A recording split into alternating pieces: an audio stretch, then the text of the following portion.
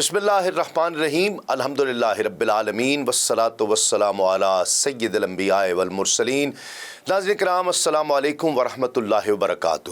میں ہوں تسلیم احمد صابری اور آپ پروگرام دیکھ رہے ہیں آدم سے خاتم تک۔ سب سے پہلے تو اللہ کا کروڑہا شکر ہے کہ جس نے ہمیں یہ اعزاز بخشا، یہ سعادت بخشی کہ حضرت آدم علیہ السلام سے لے کر حضور خاتم النبیین احمد مجتبیٰ محمد مصطفیٰ صلی اللہ علیہ وآلہ وسلم کی سیرت مبارکہ کے تذکرے کا یہ پروگرام آدم سے خاتم تک پیش کریں۔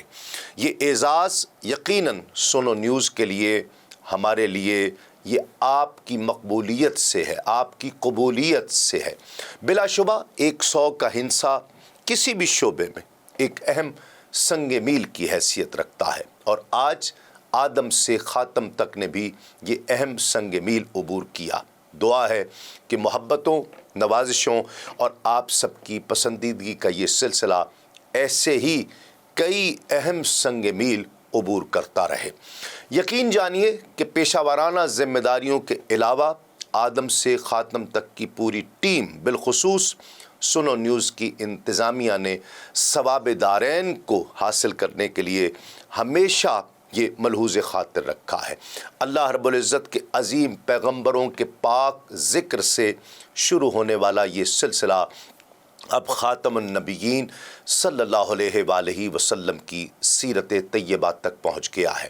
رسول اللہ صلی اللہ علیہ وآلہ وسلم کی مبارک حیات کے حالات بیان کرتے ہر لمحے اس بات کا خیال رکھا جاتا ہے کہ کسی بھی مقام پر کوئی جانے یا انجانے کوئی لغزش نہ ہو جائے، اس لیے کہ وہ کہتے ہیں نا کہ با خدا دیوانہ باش اور با محمد ہوشیار صلی اللہ علیہ وآلہ وسلم۔ اللہ رب العزت ہمیں ہمیشہ ذکر مصطفیٰ صلی اللہ علیہ وآلہ وسلم سے اپنے قلوب و اذہان کو منور اور روشن کرنے کی توفیق عطا فرمائے۔ ناظرین کرام، گزشتہ پروگرام میں ہم نے ذکر کیا تھا کہ رسول خدا صلی اللہ علیہ وآلہ وسلم مدینۃ المنورہ کے نواحی علاقے قباء میں پہنچ چکے ہیں۔ نماز جمعہ ادا کی گئی، عشاق رسول کا ہجوم کہ دیوانہ وار حبیب خدا صلی اللہ علیہ وآلہ وسلم کے چہرہ اقدس کی زیارت کے لیے جا رہے ہیں، لیکن آنکھوں کی پیاس بھلا کہاں بجھنے والی تھی، دل کو قرار کیسے ملتا، بس دیکھتے اور ساتھ ساتھ آگے بڑھتے چلے جاتے۔ مدینے کی وہ چوٹی جہاں مہمانوں کو رخصت کیا جاتا تھا، اس کے پاس کھڑی دف بجاتی بچیاں انتہائی عقیدت، احترام، ذوق اور شوق کے ساتھ، انتظار کے ساتھ، پیار کے ساتھ وہ نعتیہ اشعار پڑھ رہی ہیں جو ہمیشہ کے لیے امر ہو گئے، ہر ایک کی زبان پر ہے۔ اور میں جب یہ اشعار پڑھتا یا سنتا ہوں تو ناظرین کرام یقین جانیے چشم تصور سے اسی منظر کو دیکھتا ہوں کہ جب پاک نبی صلی اللہ علیہ وآلہ وسلم اپنی اونٹنی پر سوار مدینے کی گلیوں کو مقدس سرزمین کا درجہ دینے کے لیے تشریف لا رہے ہیں۔ طلع البدر علینا من ثنیات الوداع وجبت شکر علینا ما دعا للہ داعی ایہا المبعوث فینا جئت بالامر المطاع جئت شرفت المدینہ مرحبا یا خیر داعی۔ ثنیات الوداع سے 14ویں کے چاند نے ہم پر طلوع فرمایا ہے۔ جب تک اللہ کو پکارنے والا اس کو پکارتا رہے گا، ہم پر لازم ہے کہ ہم اس نعمت کا شکر ادا کرتے رہیں۔ اے ہمارے پاس نبی بن کر تشریف لانے والے، آپ اس طرح تشریف لے آئے ہیں کہ آپ کے ہر حکم کی اطاعت کی جائے گی، اور اے بہترین دعوت دینے والے، آپ کو خوش آمدید، مرحبا، آپ کی آمد سے یہ شہر مشرف ہو گیا۔ یہ نعمت ہی تو تھی، اللہ کا احسان تھا جو اہل مدینہ پر کیا جا رہا تھا۔ اہل کتاب کی وہ تمام پیشن گوئیاں درست ثابت ہو رہی تھی کہ سرزمین مکہ میں مبعوث ہونے والے نبی کو عنقریب ان کی قوم اپنے محبوب شہر سے نکلنے پر مجبور کر دے گی۔ اللہ نے مکے سے جدائی کا کیا خوب ازالہ فرمایا کہ مدینہ منورہ جیسی سرسبز و شاداب دھرتی اور نرم مزاج مہربان لوگوں کے ساتھ آپ صلی اللہ علیہ وآلہ وسلم کو ہمکنار کیا۔ ابلیس سمیت تمام بدخواہ منصوبے بناتے رہ گئے، لیکن رسول خدا اللہ کی پناہ میں ایک محفوظ ٹھکانے پر پہنچ جاتے ہیں۔ وہ وقت یاد کیجئے جب رسول اللہ صلی اللہ علیہ وآلہ وسلم سال ہا سال حج کے ایام میں مکے میں خیمہ زن قبائل کے پاس تشریف لے جاتے اور دعوت اسلام دینے کے ساتھ یہ بھی فرماتے کہ اے لوگو میری حفاظت کرو، میرا ساتھ دو اور جنت کماؤ، لیکن ان لوگوں کے کانوں پر جوں تک نہ رہیں گی۔ اور الحمدللہ آج مدینۃ المنورہ اسلام کا اولین قلعہ بن کر سامنے آ رہا تھا، اور اس قلعے کے مہربان دروازے بھی واہ ہو چکے ہیں۔ چہرہ مبارک پر تکان، رنجش یا پریشانی کا شائبہ تک نہیں تھا، بلکہ طمانینت اور خوشکن مسکراہٹ تھی۔ طلع البدر علینا، لوگو آواز دو، سب کو دیکھ لو، قاصد رب کو، روشنی غار حرا کی مل گئی پردہ شب کو، بارش نجم و قمر ہے، آج سے حکم سحر ہے، رات کو رات نہ کہنا، طلع البدر علینا، طلع البدر علینا۔ ہاشمی و مطلبی ہیں، فخر امی و ابی ہیں، آپ ہی حق کے نبی ہیں، دافع تیر شبی ہیں، مژدہ ہو نوع بشر کو، اب تمنائے سحر ہو، کشتہ شب نہیں رہنا، طلع البدر علینا، طلع البدر علینا۔ ناظرین کرام، سبل الہدیٰ والارشاد میں یہ موجود ہے کہ جس علاقے میں بنی سالم کا محلہ تھا اس کا نام وادی رانونہ تھا۔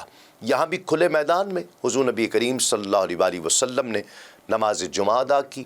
وہاں بعد میں مسجد بھی تعمیر ہوئی جس مسجد کا نام غبیب کے نام سے مشہور ہوئی۔ نماز جمعہ سے فراغت کے بعد نبی اکرم صلی اللہ علیہ وآلہ وسلم اپنی اونٹنی قصوہ پر سوار ہوئے تو قبیلہ بنی سالم کے چند حضرات خدمت اقدس میں حاضر ہوئے، جن کی قیادت ان کے دو سردار حضرت عتبان بن مالک اور عباس بن ندلہ کر رہے تھے۔ آ کر انہوں نے گزارش کی کہ یا رسول اللہ، ہمارے یہاں قیام فرمائیے، ہمارے قبیلے کی تعداد بھی کافی ہے، ساز و سامان اور اسلحہ بھی وافر مقدار میں ہمارے پاس موجود ہے، اور ہم حضور کے دفاع کی بھی پوری طاقت رکھتے ہیں۔ حضور نبی کریم صلی اللہ علیہ وآلہ وسلم نے ارشاد فرمایا کہ میری اونٹنی کا راستہ خالی کر دو، اللہ کی طرف سے اسے حکم مل چکا ہے، یہ حکم الہی کے مطابق جہاں مناسب سمجھے گی وہاں ٹھہرے گی۔ اپنے آقا کا ارشاد سن کر کسی کو مزید اصرار کی ہمت نہیں ہو سکی، حالانکہ سب کی خواہش تھی کہ آقا ان کے یہاں قیام کریں، لیکن سب نے سر تسلیم خم کر دیا اور اونٹنی کے لیے راستہ صاف کر دیا۔ وہ خوشبخت اونٹنی شاہ سوار میدان نبوت اور رسالت کو اپنے اوپر بٹھائے خرامہ خرامہ اس منزل کی طرف روانہ ہوئی جسے اللہ رب العزت نے اپنے محبوب کی مستقل قیام گاہ بننے کے لیے چن رکھا تھا۔ کیا سہانا منظر ہوگا ناظرین کرام، غریب پرور اور دل نواز آقا کی سواری آگے بڑھ رہی ہے، سراپا خلوص اور ایثار، غلاموں کا جم غفیر اپنے آقا کے گرد حلقہ باندھے ہوئے ہے، سارے راستے اور گلیاں بھری ہوئی ہیں، مکانوں کے صحن اور ان کی ساری چھتوں پر خواتین سراپا انتظار بنے، وارفتگی شوق میں یہ کہتی جاتی ہیں طلع البدر علینا، ہماری آنکھوں کا نور، دلوں کا سرور، کون سہائے چلتے چلتے یہ موکب ہمائیوں بنی بیادہ کے محلے کے نواح میں پہنچتا ہے تو زیاد بن لبید اور فرو بن عمر اپنے قبیلے کے چند چیدہ افراد کی مائیت میں خدمت اقدس میں حاضر ہو کر عرض کرتے ہیں کہ یا رسول اللہ، ہمارے یہاں تشریف رکھیے، ہمارے قبیلے کی تعداد بھی کافی ہے، جنگی ساز و سامان بھی ہمارے پاس وافر مقدار میں ہے، اور ہم حضور کے دفاع کی طاقت بھی رکھتے ہیں۔ سرکار دو عالم صلی اللہ علیہ وآلہ وسلم نے انہیں بھی وہی ارشاد فرمایا کہ اس کا راستہ خالی کر دو۔ اللہ کی طرف سے اسے جو حکم مل چکا ہے یہ حکم الہی کے مطابق وہاں پر قیام کرے گی۔ یہ لوگ بھی فرمان نبوت کے سامنے سر جھکا دیتے ہیں اور اونٹنی کے سامنے سے ہٹ جاتے ہیں، اور اس کے بعد یہ جلوس بنی ساعدہ کے علاقے میں پہنچتا ہے۔ ناظرین کرام، قبیلہ بنو ساعدہ کے بھی دو رئیس سعد بن عبادہ اور منذر بن عمرو چند ہمراہیوں کے ساتھ حاضر خدمت ہو کر یہی عرض کرتے ہیں کہ یا رسول اللہ، ہمارے پاس تشریف لائیے، ہمارے قبیلے کی افراد کی تعداد بھی بہت زیادہ ہے، جنگی ساز و سامان بھی بکثرت ہے، اور ہم حضور کا دفاع کرنے کی صلاحیت رکھتے ہیں اور کریں گے۔ آپ نے فرمایا کہ میری اونٹنی کا راستہ چھوڑ دو، وہ اللہ کے حکم کے مطابق ٹھہرے گی، اور وہ بھی سامنے سے ہٹ گئے اور اونٹنی نے آگے بڑھنا شروع کر دیا۔ جب حضور نبی کریم صلی اللہ علیہ وآلہ وسلم بنو حارث بن خزرج کے علاقے میں پہنچے تو سعد بن ربیع، خارجہ بن زید، عبداللہ بن رواحہ رضی اللہ تعالی عنہم اجمعین، بنو حارث کے دیگر افراد کے ساتھ وہ بھی خدمت میں حاضر ہوئے اور یہی عرض کی کہ یا رسول اللہ، ہمارے پاس تشریف لائیے، ہمارے گھر پر رہیے۔ ہر ایک کی خواہش تھی، اور کہا کہ ہمارے قبیلے کی افراد کی تعداد بھی بہت ہے، جنگی ساز و سامان بھی ہمارے پاس بکثرت ہے، اور ہم حضور نبی کریم صلی اللہ علیہ وآلہ وسلم کے دفاع کی سعادت حاصل کرنا چاہتے ہیں۔ ہم جانتے ہیں کہ نبی کا کوئی کام اللہ کی مرضی کے بغیر نہیں ہوتا۔ پہ بنو حارث کے عمائدین کو بھی وہی جواب ملا، اور اہل مدینہ کی جانثاری، ناظرین کرام ملاحظہ فرمائیے کہ کسی کے ماتھے پر سرکار کے اس جواب سے شکن تک نہیں آئی، سب نے اپنے قلب کے ساتھ اسے قبول کیا۔ بنو حارث نے بھی اپنی عقیدت و محبت کے شدید تقاضوں کو حکم رسالت پر قربان کر دیا۔ راستہ خالی ہوا۔ پھر یہ عظیم الشان قافلہ چلتے چلتے نبی اکرم صلی اللہ علیہ وآلہ وسلم کے ننہال کے محلے دار بنی عدی بن نجار میں پہنچا، جہاں بنو عدی بن نجار سکونت پذیر تھے۔ حضور کے دادا جناب عبد المطلب کی والدہ ماجدہ سلمہ بنت عمرو اسی خانوادے کی خاتون تھی، اور ان کی شادی حضرت ہاشم کے ساتھ ہوئی تھی، اور انہی کے شکم اطہر سے حضرت عبد المطلب کی ولادت ہوئی تھی۔ نبی اکرم صلی اللہ علیہ وآلہ وسلم یہاں پہنچے تو سلیط بن قیس اور اسیرہ بن ابی خارجہ اپنی قوم کے افراد کے ساتھ آپ بھی حاضر خدمت ہو کر عرض کرتے ہیں کہ یا رسول اللہ، اب کم سے کم اپنے ننیال کے پاس تو تشریف لائیے، ان کی تعداد بہت زیادہ ہے، ساز و سامان سے بھی لیس ہے، قوت دفاع بھی زیادہ ہے۔ حضور نے وہی ارشاد فرمایا کہ اس اونٹنی کا راستہ چھوڑ دو، یہ اللہ کی طرف سے مامور ہے۔ وہ بھی حسرت دل میں دبائے راستے سے ہٹ گئے۔ اونٹنی آگے رواں ہوتی ہے۔ جب بنی مالک بن نجار کے محلے میں پہنچی تو وہاں اونٹنی اس جگہ بیٹھ گئی جہاں اب مسجد نبوی شریف ہے۔ اس وقت وہاں کھلا میدان تھا جہاں لوگ اپنی کھجوریں دھوپ میں خشک کیا کرتے تھے۔ یہ میدان بنی نجار کے دو قبیلوں سہل اور سہیل فرزندان عمرو کی ملکیت تھی۔ جب اونٹنی یہاں بیٹھی تو نبی کریم صلی اللہ علیہ وآلہ وسلم نیچے نہیں اترے، اس کے اوپر ہی تشریف فرما رہے۔ تھوڑی دیر کے بعد اونٹنی پھر کھڑی ہو گئی اور آگے چل دی۔ حضور نبی کریم صلی اللہ علیہ وآلہ وسلم نے اس کی مہار اس کی گردن پر ڈالی ہوئی تھی۔ حضور اسے کسی طرف بھی موڑتے نہیں تھے۔ چند قدم آگے چل کر اونٹنی خود بخود واپس مڑی اور جہاں پہلے بیٹھی تھی وہاں آ کر بیٹھ گئی۔ پھر اس نے جھرجھری لی، درماندہ ہو کر بیٹھ گئی اور گردن زمین پر ڈال دی۔ پل بھر میں بنو نجار کی بچیاں دفے لیے ہوئے یہ شعر گاتی ہوئی اپنے محبوب نبی اور جلیل القدر مہمان کو مرحبا اور خوش آمدید کہنے کے لیے اکٹھی ہو گئیں کہ نحن جوار بنی نجار یا حبذا محمدم من جار، ہم بنو نجار کی بچیاں ہیں، اے محمد صلی اللہ علیہ وآلہ وسلم آپ کتنے بہترین پڑوسی ہیں۔ رسول اکرم صلی اللہ علیہ وآلہ وسلم نے ان بچیوں کا یہ محبت آفرین شعر سن کر ان سے پوچھا کہ کیا واقعی تم مجھ سے محبت کرتی ہو؟ وہ کہتی ہیں کہ جی ہاں، بے شک یا رسول اللہ، ہم آپ سے بے حد محبت کرتی ہیں۔ تو رحمت عالم صلی اللہ علیہ وآلہ وسلم نے ارشاد فرمایا، بخدا میں بھی تم سے محبت کرتا ہوں، بخدا میں بھی تم سے محبت کرتا ہوں، بخدا میں بھی تم لوگوں سے محبت کرتا ہوں۔ اللہ اکبر۔ اہل مدینہ کے لیے آقا علیہ الصلوۃ والسلام کی جانب سے اظہار محبت کا جواب محبت سے ہی دیا جا سکتا ہے۔ امام ذیلی دہلان لکھتے ہیں کہ فخر آدم و بنی آدم صلی اللہ علیہ وآلہ وسلم یہاں اپنی اونٹنی سے نیچے تشریف لائے اور حضور نبی کریم صلی اللہ علیہ وآلہ وسلم نے 4 مرتبہ سورۃ المؤمنون کی یہ آیت تلاوت فرمائی کہ اور یہ بھی عرض کرنا، اے میرے رب اتار مجھے بابرکت منزل پر اور تو ہی سب سے بہتر اتارنے والا ہے۔ ناظرین کرام، یہاں پر ایک وقفے کے بعد یہ ذکر جاری رہے گا۔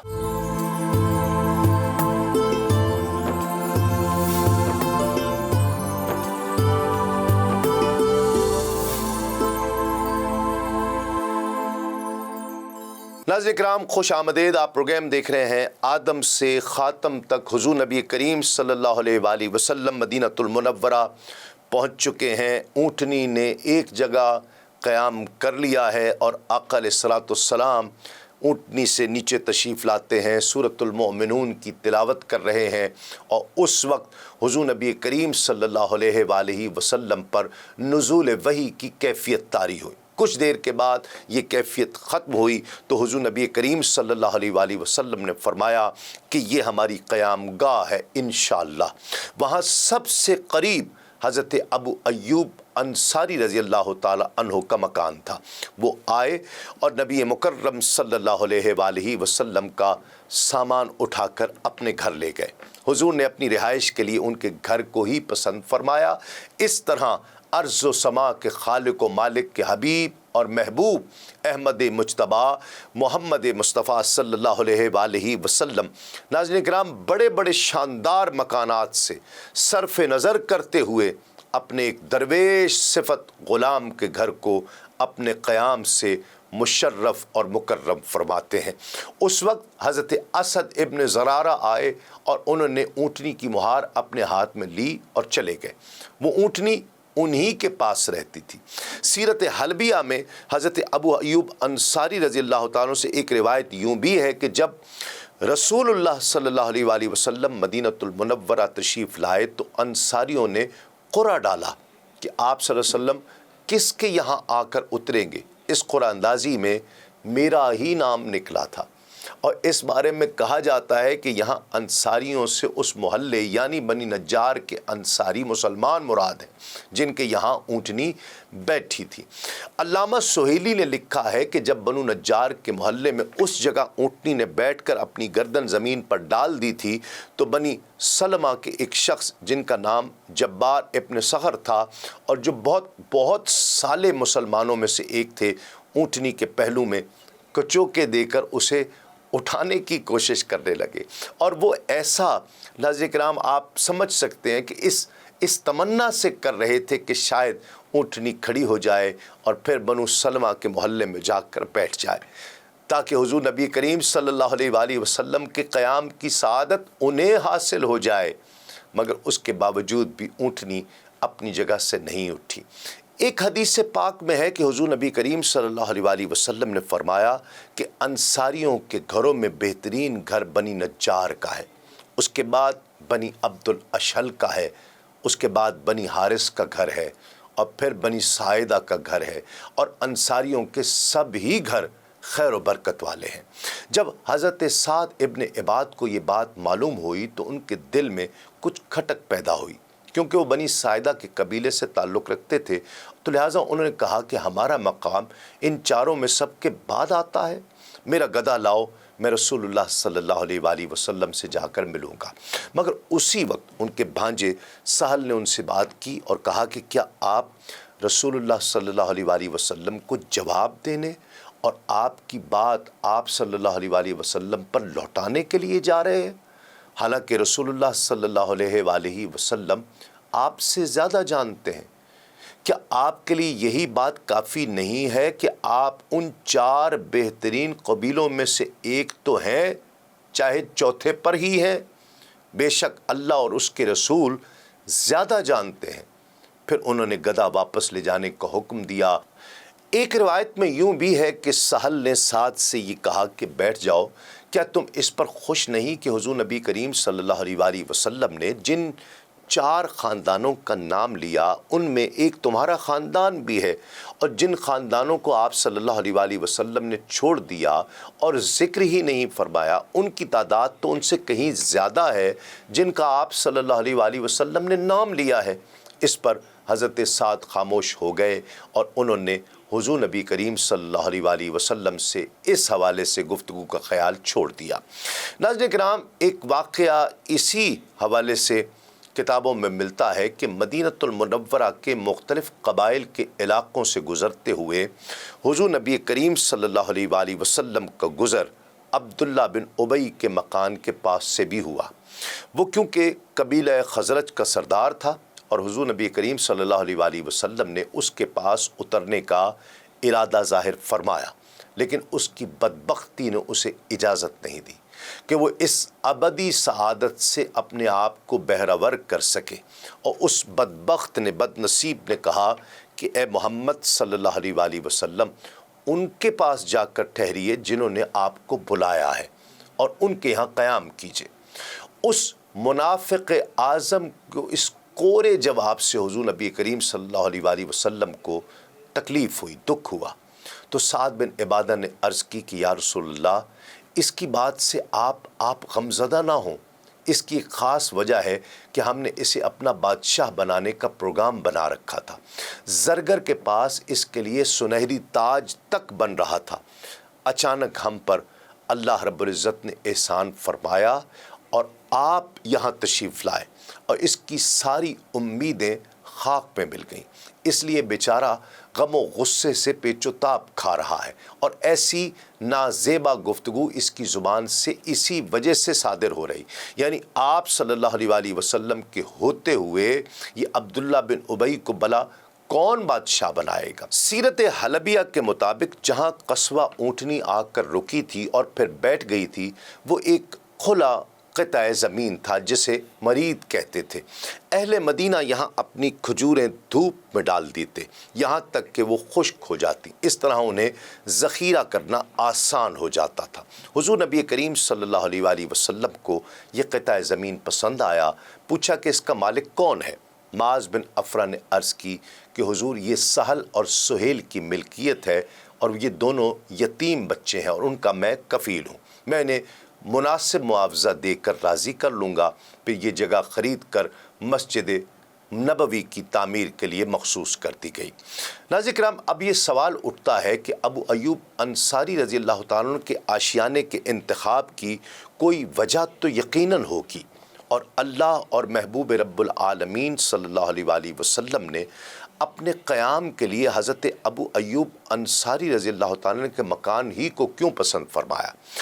اس بارے میں اولین سیرت نگار ابن اسحاق، امام ابن حشام، ابن عساکر اور دیگر متعدد اکابر علماء نے ایک واقعہ نقل کیا ہے، اور وہ واقعہ یہ ہے کہ تبع اسد ابو کرب الحمیری آپ صلی اللہ علیہ وآلہ وسلم کی بعثت مبارکہ سے 900 سال اور ایک روایت کے اعتبار سے کم از کم 700 سال پہلے یمن کا ایک بادشاہ گزرا تھا۔ ہیرا کوفہ کے قریب ایک شہر ہے، اور تبع ان کی کنیت اور ان کا نام اسد تھا۔ انصار بن ہیرا اسی کی طرف منسوب ہے، اور ان کو اسد الکامل بھی لکھا جاتا ہے۔ انہوں نے یہودیت کو ترک کر کے اسلام قبول کیا تھا، اور ایک مرتبہ تبع مکہ مکرمہ میں خانہ کعبہ شریف کی زیارت کرنے کے بعد اور اسے غلاف پہنانے کے بعد اپنے لشکر جرار سمیت مدینے کی طرف روانہ بھی ہوا تھا، اور اس وقت مدینہ ایک پانی کے چشمے کا نام تھا جہاں کھیتی باڑی کا کوئی نام و نشان تک نہیں تھا۔ تبع کے ہمراہ لشکر کے علاوہ صاحب کمال علماء اور حکماء کا بھی ایک جم غفیر تھا جو اس نے مختلف علاقوں سے چن چن کر اکٹھے کر رکھے تھے۔ مدینے پہنچ کر اس نے وہاں قیام کیا۔ ایک روز 400 علماء بادشاہ کے دروازے پر کھڑے ہوئے اور گزارش کی کہ ہم اپنے شہروں کو چھوڑ کر ایک طویل عرصے تک جہاں پناہ کے ساتھ سفر کرتے رہے ہیں، اب ہم چاہتے ہیں کہ ہم یہیں سکونت اختیار کر لیں یہاں تک کہ ہمیں موت آ جائے۔ اور اس عجیب و غریب فرمائش پر بادشاہ نے وزیر کو بلایا اور کہا کہ ان کے حالات میں غور کرے اور وہ وجہ معلوم کرے جس کے باعث ان لوگوں نے میرے ساتھ مزید چلنے کا ارادہ ترک کر دیا ہے، حالانکہ مجھے ان کی سخت ضرورت بھی ہے۔ اور وزیر ان کے پاس گیا، ان سب کو ایک جگہ جمع کیا اور بادشاہ نے اس سے جو کہا تھا اس سے انہیں آگاہ کیا۔ ان لوگوں نے وزیر کو کہا، علماء نے، کہ تمہیں معلوم ہونا چاہیے کہ کعبے کی عزت اور اس شہر کا شرف اس ہستی کی وجہ سے ہے جو یہاں ظہور پذیر ہوں گی، اور ان کا نام نامی محمد صلی اللہ علیہ وآلہ وسلم ہوگا، اور وہ حق کے امام ہوں گے، وہ صاحب قرآن، صاحب قبلہ اور صاحب لواء و منبر ہوں گے، اور وہ یہ اعلان کریں گے کہ لا الہ الا اللہ۔ ان کی پیدائش مکہ میں ہوگی اور ان کی ہجرت گاہ یہی مقام بنے گا۔ خوشخبری ہے اس کے لیے جو ان کو پالے اور ان پر ایمان لے آئے گا۔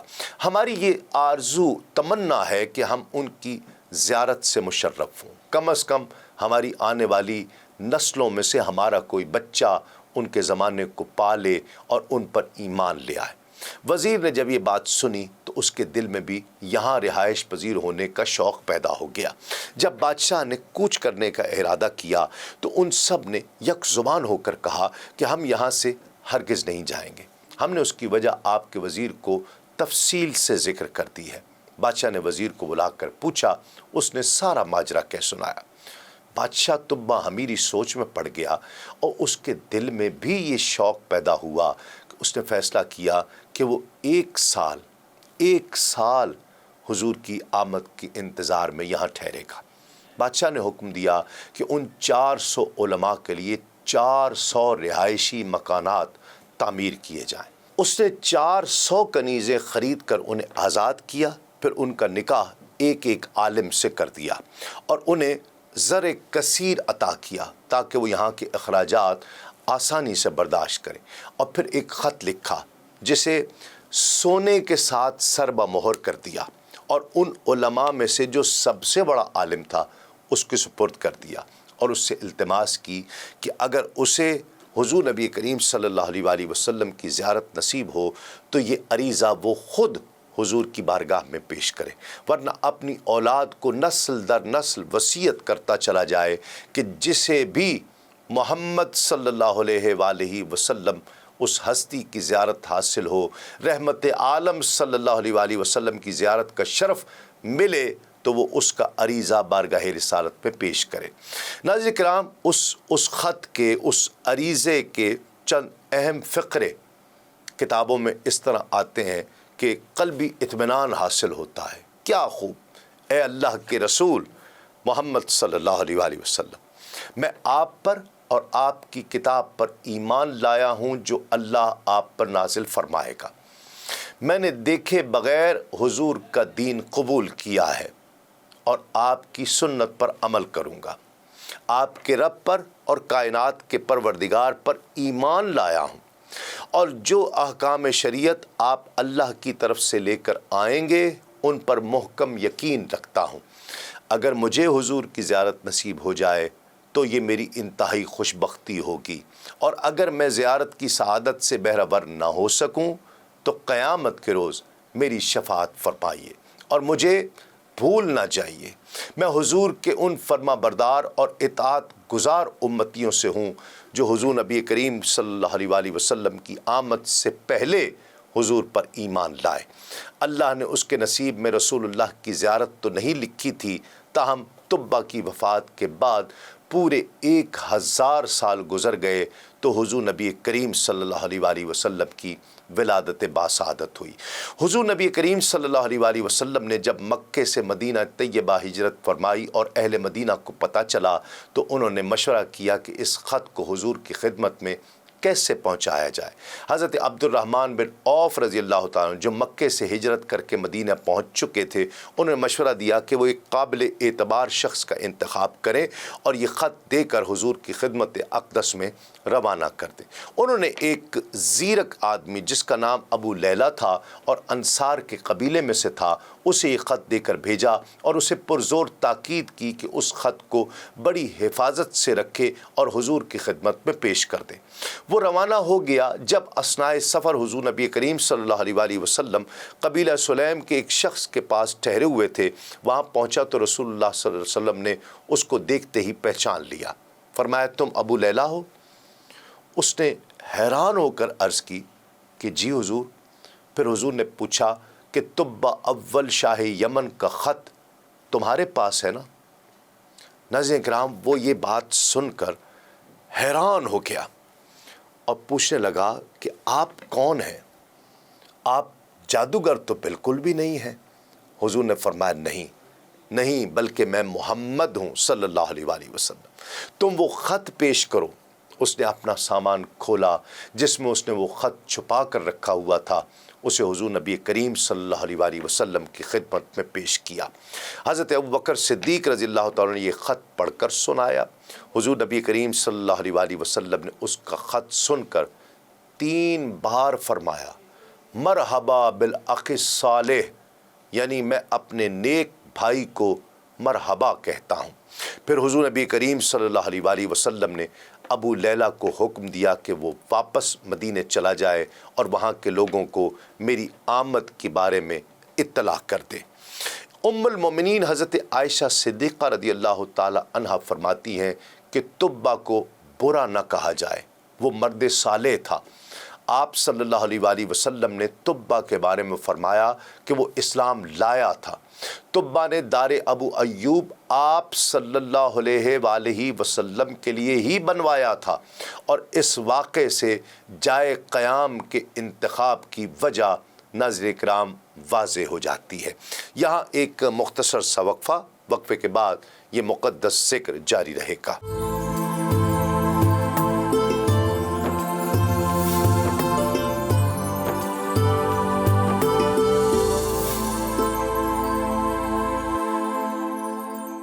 ناظرین کرام، خوش آمدید، آپ پروگرام دیکھ رہے ہیں آدم سے خاتم تک۔ وقفے سے پہلے ہم ذکر کر رہے تھے کہ تبا حمیری کا خط حضور نبی کریم صلی اللہ علیہ وآلہ وسلم کی بارگاہ میں پیش کیا گیا۔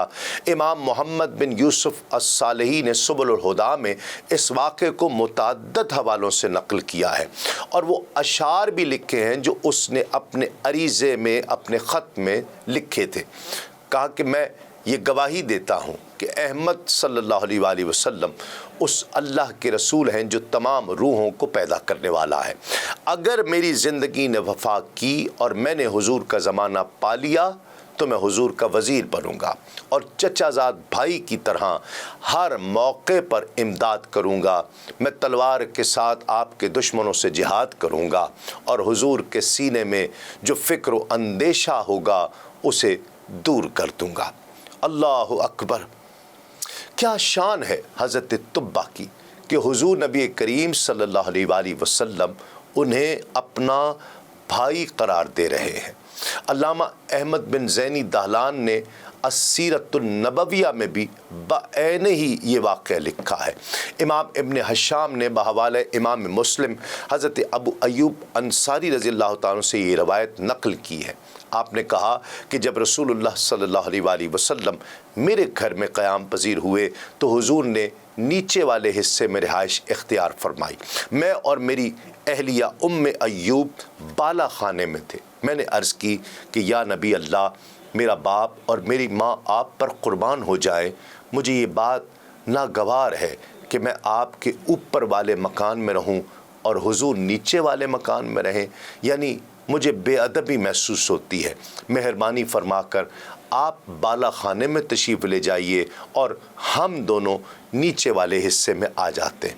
حضور نبی کریم صلی اللہ علیہ وآلہ وسلم نے فرمایا کہ میرے لیے اور ملاقات کے لیے آنے والوں کے لیے امر آرام دہ ہے کہ ہم نیچے والے حصے میں رہیں۔ اس لیے حضور نبی کریم صلی اللہ علیہ وآلہ وسلم نیچے والے حصے میں ہی سکونت پذیر رہے اور ہم اوپر والی منزل میں۔ ایک مرتبہ ہمارا پانی کا گھڑا ٹوٹ گیا۔ حضرت ابو ایوب انصاری فرماتے ہیں کہ میں اور ایوب ایک لحاف لے کر اس پانی کو اس کے ساتھ جذب کرنے لگے کہ کہیں ایسا نہ ہو کہ یہ پانی رسول اللہ صلی اللہ علیہ وآلہ وسلم پر ٹپک جائے اور حضور کو کہیں تکلیف نہ ہو۔ ہمارے پاس اس لحاف کے علاوہ اور کوئی لحاف بھی اس وقت موجود نہیں تھا۔ حضرت ابو ایوب انصاری بار بار بسط عجز و نیاز عرض کرتے رہے کہ یا رسول اللہ، حضور بالا خانے میں تشریف لے جائیں، ہمارا دل گوارا نہیں کرتا کہ ہم اوپر ہوں اور حضور نیچے ہوں۔ اور ان کے شدید اصرار پر رسول اللہ صلی اللہ علیہ وآلہ وسلم پھر اوپر والے حصے میں منتقل ہو گئے اور حضرت ابو ایوب انصاری رضی اللہ تعالی عنہ اپنے کنبے کے ساتھ نیچے تشریف لے آئے۔ امام ابو یوسف الصالحی کے مطابق حضرت ابو ایوب انصاری رضی اللہ تعالیٰ عنہ فرماتے ہیں کہ ہم رات کا کھانا تیار کر کے نبی کریم صلی اللہ علیہ وآلہ وسلم کی خدمت میں بھیجا کرتے۔ جب حضور کا پس خوردہ ہمارے پاس پہنچتا تو ہم حصول تبرک کے لیے، حصول برکت کے لیے حضور کی مبارک انگلیوں کے نشانات تلاش کرتے، اور جہاں ہمیں وہ نشان معلوم ہوتے ہم وہاں سے کھاتے۔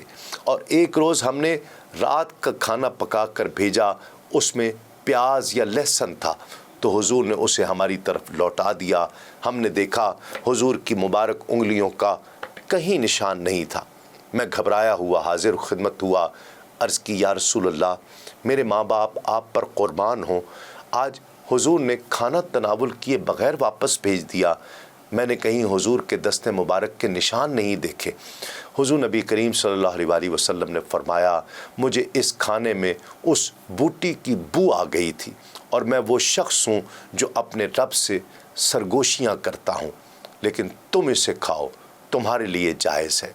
حضرت ابو ایوب انصاری فرماتے ہیں کہ اس روز کے بعد ہم نے بطور سنت کبھی کھانے میں پیاز یا لہسن استعمال نہیں کیا۔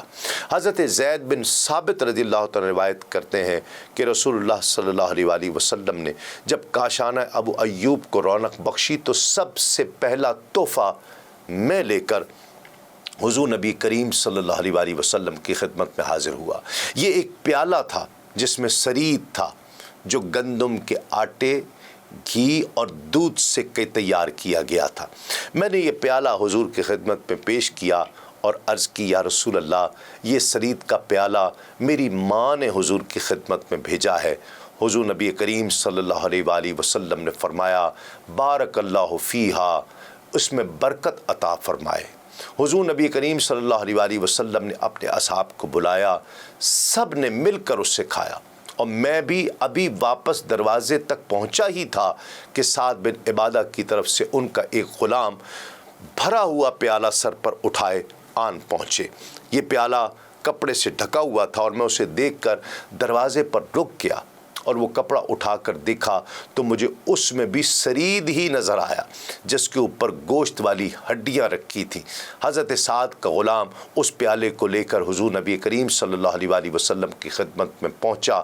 حضرت زید فرماتے ہیں کہ ہم بنی مالک بن نجار کے محلے میں تھے۔ ہر رات 3-4 آدمی رسول اللہ صلی اللہ علیہ وآلہ وسلم کے گھر کی ڈیوڑی پر کھانا اٹھائے ہوئے حاضر ہوا کرتے تھے۔ ان لوگوں نے باریاں مقرر کر رکھی تھیں کہ ہر آدمی اپنی باری پر کھانا پکوا کر لے کر آتا، یہاں تک کہ حضور نبی کریم صلی اللہ علیہ وآلہ وسلم 7 ماہ بعد اپنے نو تعمیر شدہ حجروں میں منتقل ہو گئے۔ یہاں بھی حضرت سعد بن عبادہ کی طرف سے ایک بڑا پیالہ دن کے وقت اور اسد بن زرارہ کی طرف سے ایک بڑا پیالہ ہر رات کو بھیجا جاتا۔ مہمان بھی کمال کا تھا اور میزبان بھی کمال کے تھے۔ ناظرین کرام، اہل مدینہ کی کیا شان ہے۔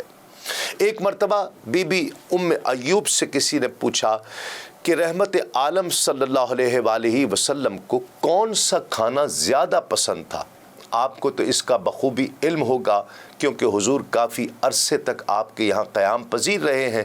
حضرت ام ایوب انصاری فرماتی ہیں کہ میں نے کبھی نہیں دیکھا کہ حضور نبی کریم صلی اللہ علیہ وآلہ وسلم کوئی خاص کھانا پکانے کا حکم دیتے ہوں، اور نہ کبھی میں نے یہ دیکھا کہ جو کھانا حضور کی خدمت میں پیش کیا گیا اس میں حضور نبی کریم صلی اللہ علیہ وآلہ وسلم نے کبھی کوئی عیب نکالا ہو۔ البتہ میرے شوہر حضرت ابو ایوب انصاری نے مجھے بتایا کہ حضور نبی کریم صلی اللہ علیہ وآلہ وسلم نے ایک رات اس بڑے پیالے سے رات کا کھانا تناول فرمایا جو سعد بن عبادہ نے بھیجا تھا اور جس میں شوربہ تھا۔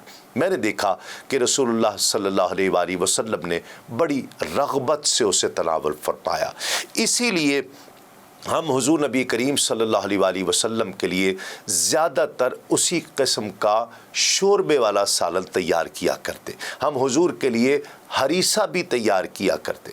ناظرین کرام، یہ کھانا گندم کے دانوں کو کوٹ کر انہیں قیمے میں ملا کر پکایا جاتا ہے۔ حضور نبی کریم صلی اللہ علیہ وآلہ وسلم اسے بھی پسند فرماتے۔ حضور نبی کریم صلی اللہ علیہ وآلہ وسلم جب رات کھانا تناول فرماتے تو کھانے کی مقدار کم ہو یا زیادہ ہر حالت میں 5 سے 16 افراد تک اس کھانے میں شریک ہوتے۔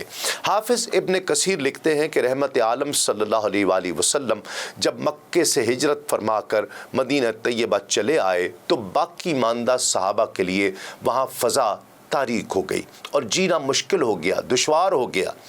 وہ بھی ہجرت کر کے اپنے آقا کے قدموں میں حاضر ہونے لگے، اپنے ہادی و مرشد، اپنے رہبر و رہنما کے قدموں میں حاضری ہونے کا شوق کی یہ کیفیت تھی کہ وہ جاں بلب مریض جن کے زندہ رہنے کی بظاہر کوئی امید نہیں ہوتی تھی، وہ بھی اپنے بچوں کو کہتے کہ ہماری چارپائی اٹھا کر ہی مدینے کی طرف لے چلو کہ ہمیں موت بھی آئے تو منزل جانا کی طرح میں آئے۔ ایسے ہی ایک عاشق باصفا جندہ بن زمرہ تھے۔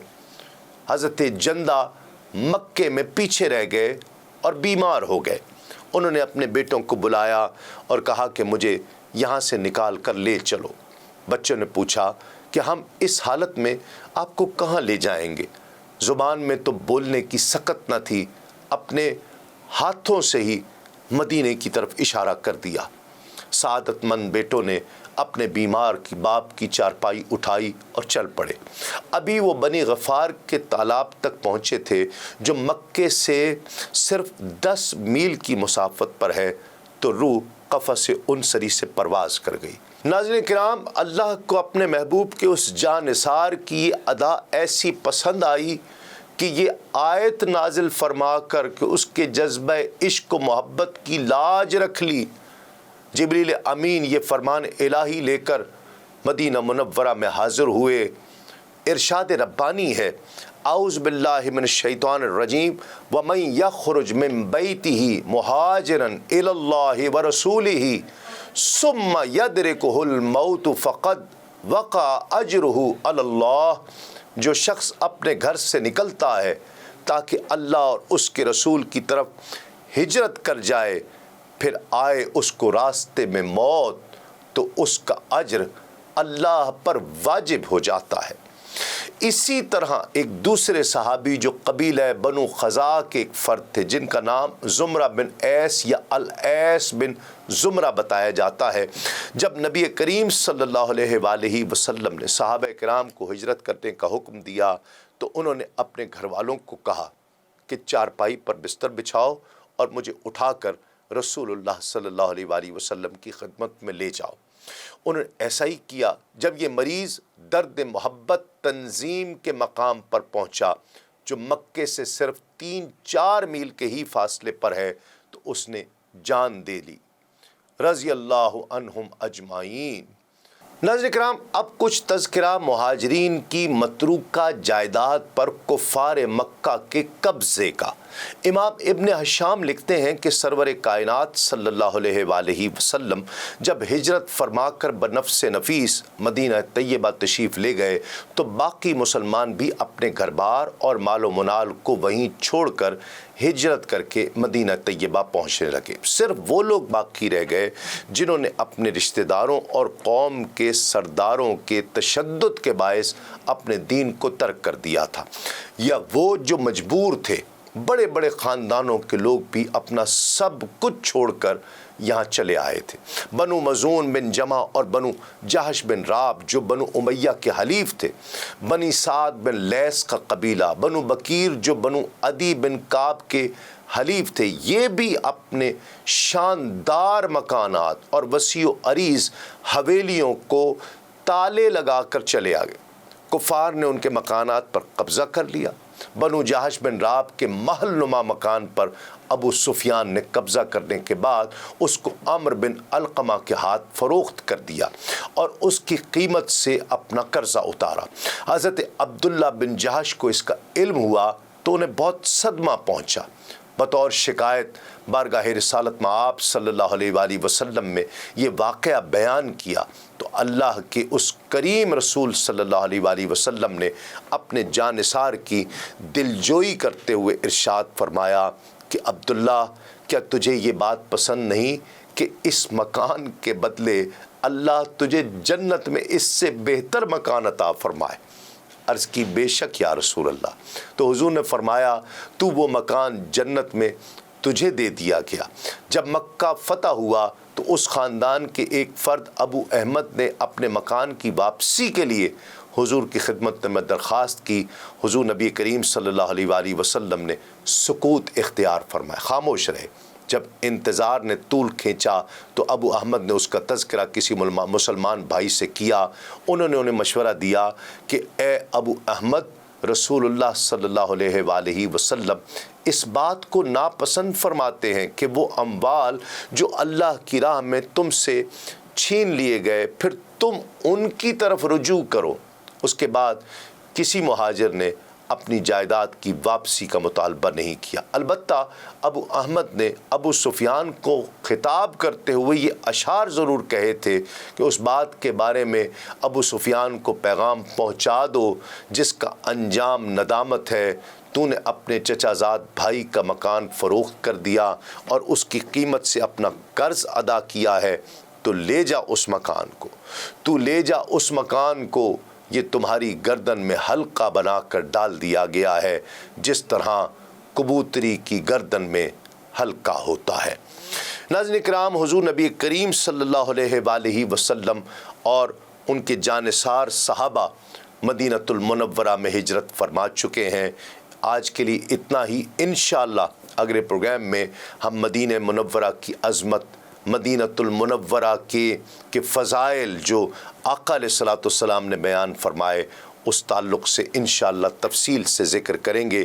ان اشعار کے ساتھ میں اجازت چاہوں گا کہ عجب پرکشش ہے بہار مدینہ، جسے دیکھیے ہے نثار مدینہ، شب و روز ہوتی ہے رحمت کی بارش، معطر ہے لہل و نہار مدینہ، اور ہر ایک سو ہے نقش کفے پاک کے جلوے، منور ہے ہر رہ گزار مدینہ، اور بہت ناز ہے تجھ کو جنت پہ رضواں، ذرا دیکھ نقش و نگار مدینہ، اور جھکاتی ہے سر کو یہاں سب خدائی، یہ ہے مسکن تاجدار مدینہ، اور وہی انتخاب نگاہ محمد ہوا باعث افتخار مدینہ، جہاں چین پاتے ہیں سب غم کے مارے، وہ ہے اللہ اللہ دیار مدینہ، وہ چہرہ الگ سب سے چمکے گا جس پر قیامت میں ہوگا